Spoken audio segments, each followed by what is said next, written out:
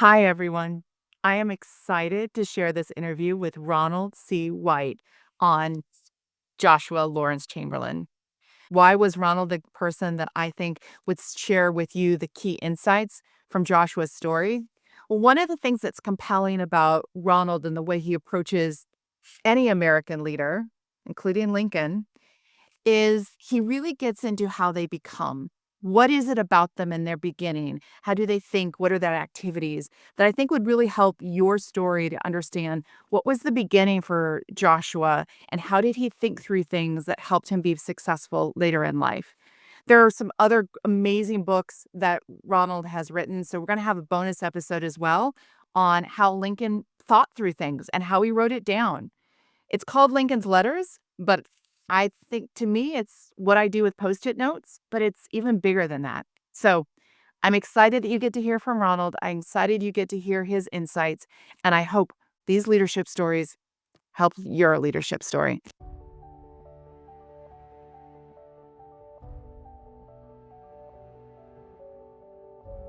Welcome to From Their Story to Yours. So, the goal with each one of these episodes is we're going to try to lift up another set of American leaders' stories so that when you're navigating your leadership moments, when you're trying to figure out what to do next, you are supported. You are embraced by a number of American leader stories to help you navigate those next steps. And I am beyond thrilled to have story time with Dr. Ronald C. White, who has written books that have inspired me and lectures that have inspired me and audiobooks that have inspired me.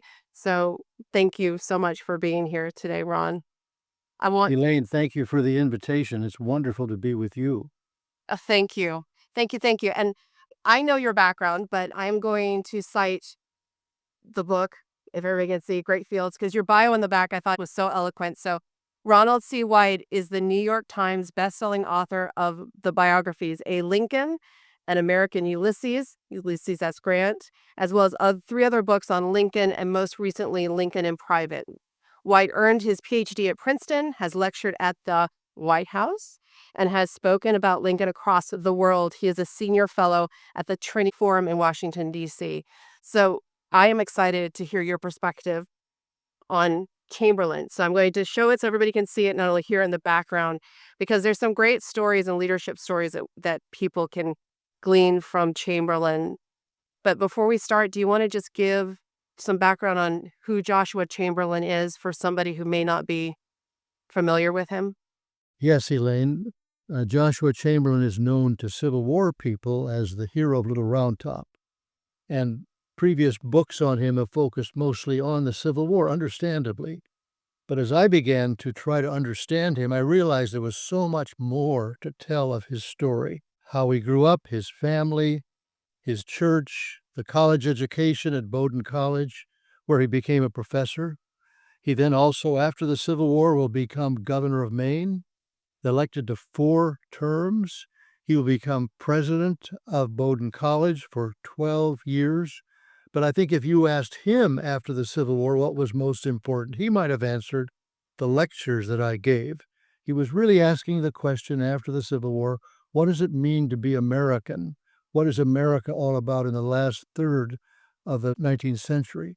He lived actually all the way up until the beginning months of 1914. Well, I find him a remarkable model of what leadership can look like, how someone can be intellectually curious, how they can live into their various chapters of their life, be willing to both be grounded in the past, but open to the future. And so part of the privilege of doing this has been meeting people who've told me that at the Wharton School of Business at the University of Pennsylvania, they taught Chamberlain on leadership. And here's this Army guy who's being taught at the United States Air Force Academy, again on leadership. So his leadership really transcends the fact that he was a military hero in the Civil War. I want to repeat what you said, grounded in the past, but eyes to the future. Because I think that's a theme. Obviously, you can tell that's a theme of what I'm trying to lift up is that you have a better ability to navigate and be successful in the future the more you look into the past. And one of the things I appreciate about anytime you tell anyone's story is you talk about their journey and how they evolved. So he definitely went deep into the past. Now, some of that was just what you did in those days. You went Right. all the way back to the Greeks, but how did he start learning? Because he was in a family that was curious and applauded education. In the tiny town of Brewer, Maine, you could really say that his family were kind of 19th century versions of New England Puritanism. Puritanism has often suffered a bad report, which I think is often largely inaccurate. Puritans were really quite intellectually curious. They were the ones who founded Harvard College. And so he grew up in a family that actually really admired scholarship, and this is who he became. Also, the 19th century was involved in what I would call moral education. This was what Bowdoin College was all about. And there were two streams of that moral education. One was the classics, the idea of that Greece and Rome and the classical literature could help form a person in the 19th century. This was obviously important for the founders of our nation. At the same time, Christianity was a very important part of this, and both of these were not necessarily in conflict, but they marched alongside of each other. And as you try to understand Chamberlain, they were both important in forming his character. And that's the key word. His character was being formed at Bowdoin College. So if you went fast forward to Little Round Top and this momentous moment when suddenly his 20th Maine Volunteer Regiment was being besieged by an overwhelming force of the 4th Alabama, twice in size, how was it that he was able to lead? How had he won the respect of his men that they were willing to follow him? He was only 33 years old, but these young guys thought of him almost as a father figure who they knew loved him. Well, I want to know, how do you become a leader at 33? Let's go back and see what happens when you're 18, 20, 22. That's when leadership is really formed. So, as you know him and you've have quite a number of years of teaching yourself, what do you think is the magic ingredient? Because you can have the books, right? You can pick up the Greek, you can pick it up and be curious about it and can learn and read. But what do you think made Chamberlain different in that start of his evolution? Because definitely he worked hard. That's part of his story. But is there some other extra ingredient or focus that he had when he interacted with those books that helped him start his development? Well, let me drop back just a bit and say that in my writing a biography, I really focus on what I call formation. So without my really realizing it, of the 20 chapters in this biography, 5 are on formation. I think a lot of modern biographers skip too quickly over the young person's life. And I will say to my audiences, you might be 40, 60, or 80, but think back to the time that you were 16 or 18 or 20. Wasn't that the time when the values of your life were formed? Surely you're going to be a different person when you're 60 years old, but I suspect that the values were right there. So that was really what intrigued me to write this biography. How were those values formed? He was a master, this is hard to believe, of 7 languages, and that was not simply learning languages for that sake. Those were windows into 7 cultures, Greek, Hebrew, French, German, Spanish, Italian. So he had an interest beyond Brewer, Maine, beyond Brunswick, Maine, into a larger world. He was a real student of the Bible, and this became a kind of a bedrock for him in terms of the faith that he had that allowed him to stay on course when others he was often put off by the fact of the political gamesmanship in the military. He would not advance his own self, wasn't a self-promoter when many around him were. So I wanted to find out, how could you combine both ambition, he was ambitious, and humility? I think those are the 2 factors I wish we had today. I'm not against anyone having ambition, our political leaders should be ambitious, but somehow we've lost humility. Somehow we've lost humility. And humility really is in some ways pointing beyond yourself to the values of other people, not being simply egocentric, but willing to offer gratitude to others and not to be a self-promoter. Is part of that, and I like how you said, he didn't just learn the languages, he used those as a way to be a window to another world. Right. right? It was a window in it because especially in that time, memorization was key, and speaking was key. But do you think as you have because you now have Chamberlain as a family member, right? You have lived with him enough. Do you think that there was a little bit more of an emphasis, I really wanna understand, I really wanna be in that culture, that person's world, and see it from their point of view versus just the means in and of itself? Well, and you brought up memorization. I'm feeling very sad that we have sort of walked away from memorization. Obviously, I can look up on Google the Gettysburg Address.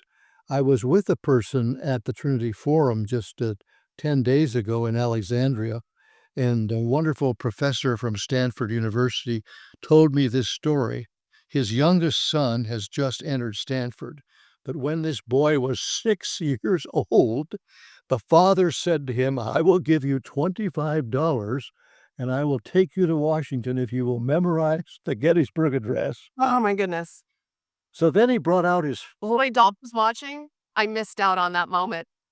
He he brought out his phone and he showed the video of the day when the boy was 6 years old, standing at the top of the Lincoln Memorial and saying from memory the Gettysburg Address. And this old man who identified himself as a fireman came and watched this happen with tears in his eyes that this young boy had memorized. So we've misunderstood the power of memorization. It isn't simply that we just sort of do something intellectually, it becomes part of our heart and being. So, example, in the tradition in which he was raised, congregational, maybe Presbyterian, there is what's called the Westminster Shorter Catechism. These are 105 questions and answers. This is the way a person learned the Christian faith. Question 1, what is the chief end of man? Man's chief end is to glorify God and follow him forever. At one moment, when Chamberlain is going out for one of his most difficult assignments, he said, immersed in the Westminster Confession, I am ready to. So this became part of his being. And I really worry that because we can look it up on Google, we no longer memorize the Gettysburg Address or portions of the Bible or Shakespeare or other things that really grounded Chamberlain in the person he became. because it's a way to describe our values. It is a way to describe. I like that, Elaine. Yes, very good. Yeah. And it's not necessarily what I would say a religious belief system, but a moral belief system. This was not easy for Chamberlain to do. You know, he needed to memorize, he needed to intellectually get it in his brain. But let's layer in how committed he was to, I would say, improving himself because it was hard to get him out of his mouth at the beginning. So I'm leading you to Yes. Thank you. Yes, Chamberlain didn't really enter college till he was 19 because the entrance exam was you had to be able to recite from memory text from Greece and Rome as well as passages of the Bible. But he had a great disability. He was a stutterer, or in those days, it was a stammerer. And much of education in college, Bowdoin College, was oral. It was recitation. And this just frightened him. And fortunately, one professor took him aside, began to work with him, told him how the Spartans would often overcome stammering by literally singing through the words. And so then, if I could just diverge, we're talking about stories. A gentleman in the church that I attend came up to see me a few months ago. He's about 74 years of age. He was a veteran of the Vietnam War. He was a student at Georgia Tech University and was going to sign up for classes as the Vietnam War was going on, but he missed the deadline and he was drafted into the Vietnam War. He was a stutterer. And so they wanted him to be a radio operator. And he said, I can't do that. I'm a stutterer. And one day in the midst of combat, a helicopter comes in and the fellow says, get on this plane. You're the I can't do. He gets out there and at the critical moment, suddenly stuttering leaves him. my goodness. He speaks and it changed his life. So he said, your story of Chamberlain really was an encouragement to me that one can overcome this and move beyond it. This is a great story of how Chamberlain overcomes this deficit and then becomes professor of oratory at Bowdoin College. And that's the thing that I find inspiring, because our moments that things may not come easy may be intentional to make us great, Yeah. is what I would say. Yeah. I see that, and I'm just gonna you didn't know this, but my father grew up with a stammer, and there is nothing better than listening to him speak or create inspiration, but that was a long time overcoming it's as well, and so I think that's one of the reasons I really enjoyed how much you spent time in the formation, because, then you put it together. Okay, yes, you need to memorize, but that's just the means. That's not what Chamberlain does to engage with it. And you've seen many students or many people who are learning, you can go through the motions to think you've checked the box, but are you bringing the right energy? Are you bringing the right mental approach to it? Are you opening your mind, not to just say, I need to learn that 1 plus 1 equals 2, or I need to memorize a Gettysburg Address, but am I allowing my mind to grow? Am I allowing my mind to connect with something that's going to bring me to a different place? Or am I going to allow myself to overcome something? And there's a little courage in those moments to do that. There is, and I think what again, was so important about Chamberlain and Lincoln and Grant is that they then become lifelong learners. I worry today of people that I knew once upon a time as students, and they graduated, and you can see all the books that they read in the whatever decade they went to college or university. But the real question is, do we become lifelong learners? What's impressive about Chamberlain is he's continuing to learn. Abraham Lincoln is continuing to learn in his 40s, 50s. And that really is the mark of, is this person a learned person? And they're willing to evolve. They're willing to evolve, yeah. And the reason I say that is one of the other things about Chamberlain, so I'm about to layer in how he starts to learn when he starts to get into the Civil War.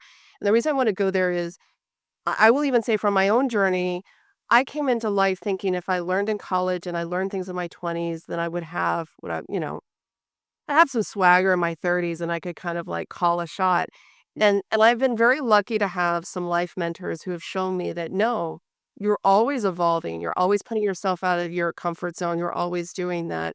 And so I'm building the point of now Chamberlain has gone through an extreme set of circumstances to make sure that he can enlist. But he at this moment, he's a professor. He's got Yeah. the gravitas. Right. He's the one teaching most of the young men who are signing up. He's their teacher in life.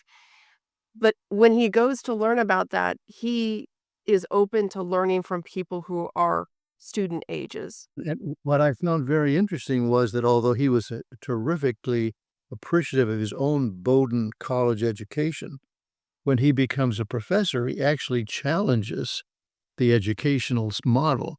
He believes that these professors are treating these young men as boys who only they want them just to recite. He said, no, I want to teach what we today would call critical thinking. You need to learn to think for yourself. That's the real goal, not that you can just recite poetry from memory. And he challenges the whole Bowdoin teaching method to get these young men to be able to think for themselves. That's his ultimate goal. Well, and then he translates that. So then he's a professor. He turns down an opportunity to go overseas in 1861. So he could have gone to Europe, Yeah, but he says, no, I'm compelled to serve right. the cause. Yeah, what happens here is that he was professor of oratory, but evidently the prize position was actually professor of modern languages. And by modern, that meant also French and German. And Longfellow had once been professor of modern languages at Bowdoin. So what went with that position was a 2-year leave of absence, really a sabbatical, we might call it, to study in Europe so that you would master those languages. So he had this 1861, you can go to Europe for 2 years. But the Civil War breaks out. He's in his early 30s. He's married. He has 2 young children. No one would have said anything if he said, I can't really serve now. He signs up. He said, this Civil War cannot simply be fought by boys. It must be fought by men of substance, distinction, who are willing to give up everything to serve the cause of the Union. It takes the faculty by surprise. He probably should have consulted them, but he signs up. And so the governor is really thrilled with this because in those days they were looking for what they called political officers. In other words, men who were congressmen or senator or professor who had the ability, therefore, to recruit. You had to recruit 1,000 men for a regiment.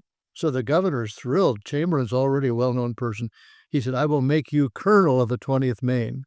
And Chamberlain says, no, don't do that. I don't deserve to be the colonel. There's the humility.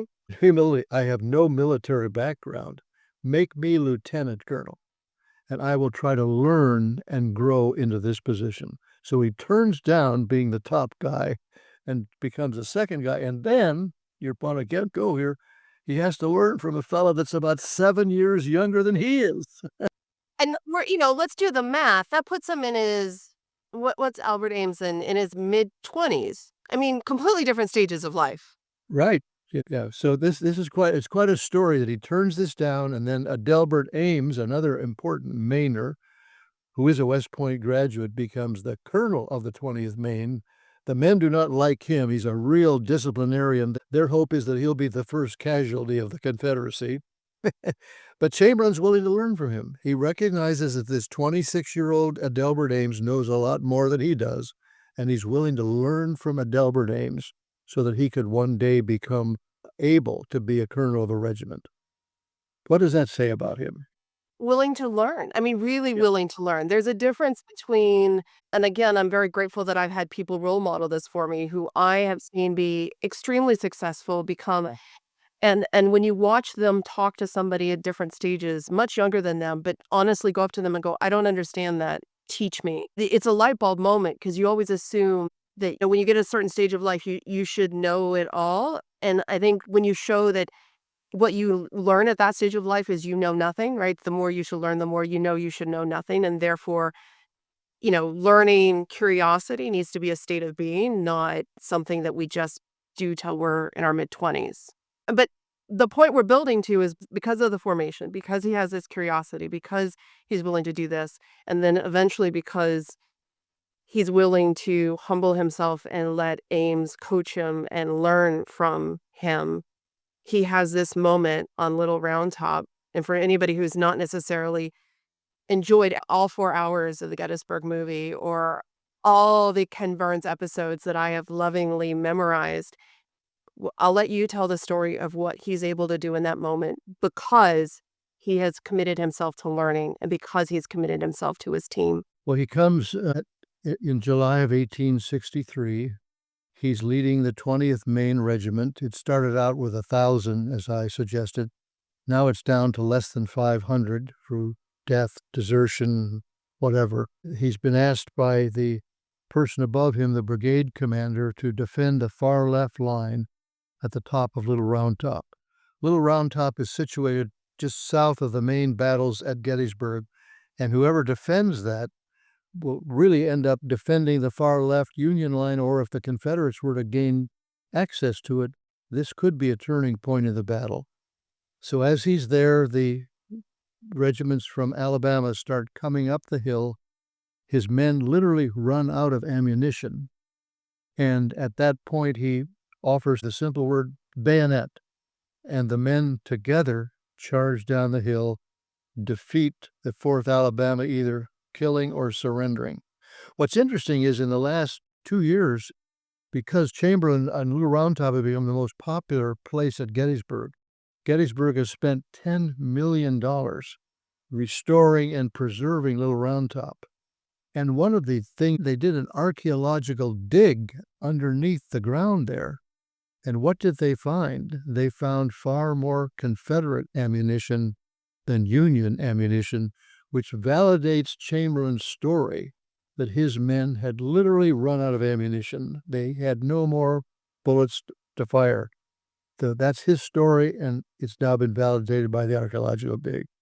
Ron, as somebody who, as my family will vouch, spends a lot of time exactly in that location and has gone a lot of walks exactly on that location, thank you for telling me something I did not know so far. Well, that's all new information, nobody knew that until they did this dig. Yeah. That's so exciting. The bayonet moment is even something that he pulls from his learning. I mean, it was a military move. Right. I mean, that's the thing that's impressive to me is he's really in a rock and a hard place. and has no way out. And because of the learning and because of his willingness to commit, he was able to be creative in that moment. Yeah, I think what we do in the spontaneous moment, I think of when the Cathedral of Notre Dame began to burn, the Yeah. fireman who ran down into the center and preserved all the really sacred things that came right back out. He just did that spontaneously. Nobody gave him an order to do that. That was who he was. Yeah. So I'm always looking for people who at that moment do the thing that turns out in retrospect to be quite brave or quite courageous. But this built upon, I think you're suggesting this, Elaine, this grew out of the whole formation of Chamberlain to be at that moment act in that way.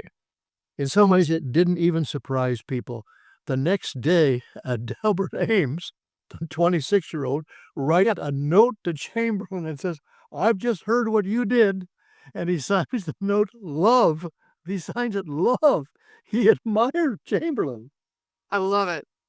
I mean, that's the nicest compliment from somebody who's a stickler, right? Yes. Well, so I wanted to talk about Chamberlain for his curiosity and the commitment to curiosity. I wanted to talk about that. And I think we've talked about the only question I want to do before we switch, because I'm going to layer in Lincoln, because I think the two stories we're talking about pair well together. Right. How do you be curious? And one of the things that happen is how do you be curious and talk it out? Like, I think Chamberlain's a talker, and in a minute we're gonna talk about Lincoln being a writer. But before I do, why don't I ask you one more? Do you think there's a moment where Chamberlain realized he was a leader? Because I think some of the people listening to the story are gonna say, "Okay, well, when do I know I'm a leader, and when do I start to do that?" And I think there's something in Chamberlain's story that could help people navigate that. I love your question because, just to make a side illustration here, Grant was kind of a late comer, a late bloomer, so to speak. But he is asked to lead people across the Isthmus of Panama. There was no boat, there was no railroad, and people are dying on the spot from cholera. And at that point, Grant becomes the leader. He takes over responsibility for this group that's just struggling and straggling, and he becomes the leader. I don't think he thought of himself as a leader at that moment. Mm. I think Chamberlain didn't fully understand that he was a leader until the Civil War, until he began to lead and began to realize that men both followed him and depended upon him. A leader is not someone who says, "I'm a leader." A leader is someone for whom other people esteem that you're a leader. Whatever your title might be, you might be the president, you might be the governor, you might be whomever, but you earned that leadership when other people give you that acclaim. You don't acclaim it for yourself.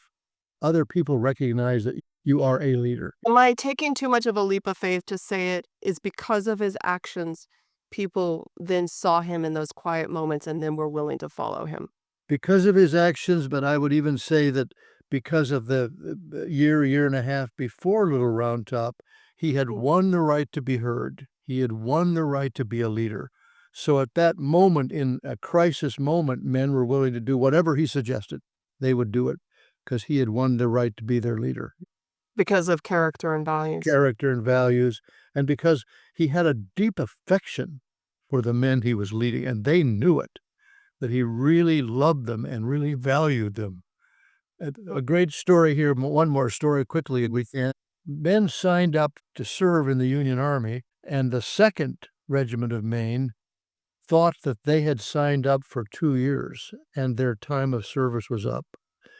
But they might have been tricked. Some of the men in the 2nd Regiment, without realizing it, actually said, "Oh, no, no, you signed up for 3 years." They said, "What? We wanna go home to our family. We didn't you tricked us. We" So they were gonna rebel and everything, and so the person in charge sent them over to Chamberlain, and he said to Chamberlain, "If these men do not obey you, you can shoot them." And Chamberlain rather actually says, "I understand your circumstance. I understand that perhaps you signed for 3 years without your willingness to do so or a knowledge of doing so. I will treat you like every other soldier. All I ask of you is to participate with us, and you will be granted my appreciation, my favor. You're going to be treated well, and clearly you are going to be part of our regiment." And they were so almost shocked by the way that Chamberlain treated them that they just melded into the rest of the of the 20th Regiment, and they all worked together. He didn't have to do that. He could have taken this strong arm approach, you know. He did not do that. He understood their circumstance and treated them with respect. And that says, again, a great deal about his understanding of leadership. The way I'm summarizing this in my brain, if there is such a summary, is anything you learn, there's something about the connection between what you learn and how you speak it.